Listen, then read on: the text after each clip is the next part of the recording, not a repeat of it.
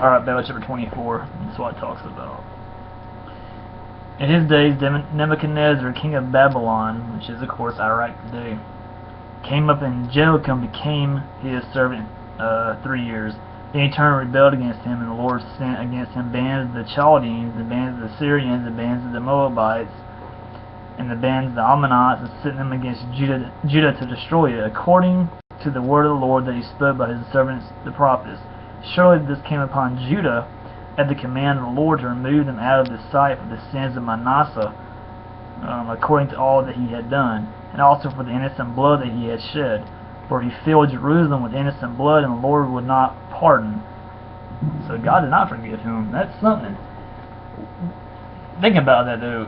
Can God choose not to forgive? I mean, you know, it's like here in 24, so the Lord will not pardon. So God, I mean, it seems like God may not forgive some things. Of course, we know that He will not forgive the one sin, or the unforgivable sin, which is blaspheming the Holy Spirit. He won't forgive you for that, because that's the one sin that will send you to hell without forgiveness.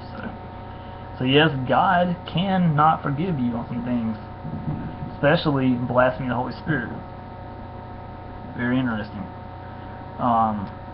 Now, the rest of the deeds of Jehoiakim and all that he did, they are written in the book of the Chronicles of the Kings of Judah.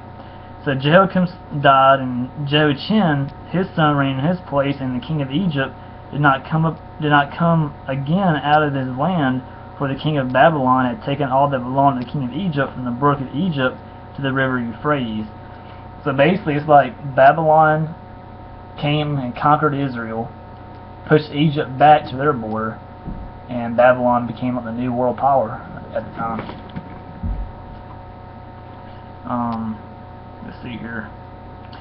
Jehoiachin reigns in Judah. Jehoiachin was 18 years old when he became king. He reigned 3 months in Jerusalem. His mother's name was Nehushta, the daughter of Elnathan of Jerusalem, and he did what was evil in the sight of the Lord according to all that his father had done. Jerusalem captured.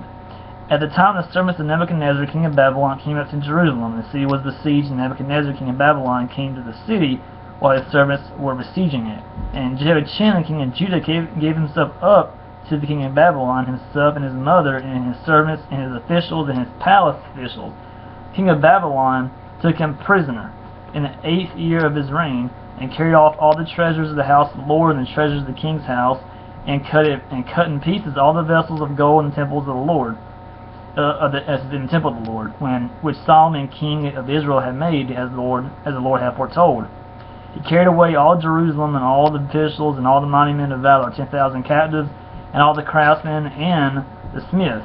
None remained, except the poorest people of the land. He carried away Jehoiachin to Babylon, the king's mother, the king's wives, his officials, and the chief men of the land he took into captivity from Jerusalem to Babylon. And the king of Babylon brought captive to Babylon all the men of valor, 7,000, the craftsmen and the metal workers, 1,000, all of them strong and fit for war.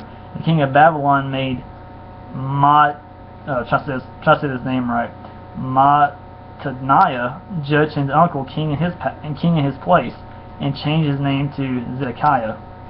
Zedekiah reigns in Judah. Zedekiah was 21 years old when he became king, and he reigned 11 years in Jerusalem. His mother's name was Hamatul, the daughter of Jeremiah of Libnah.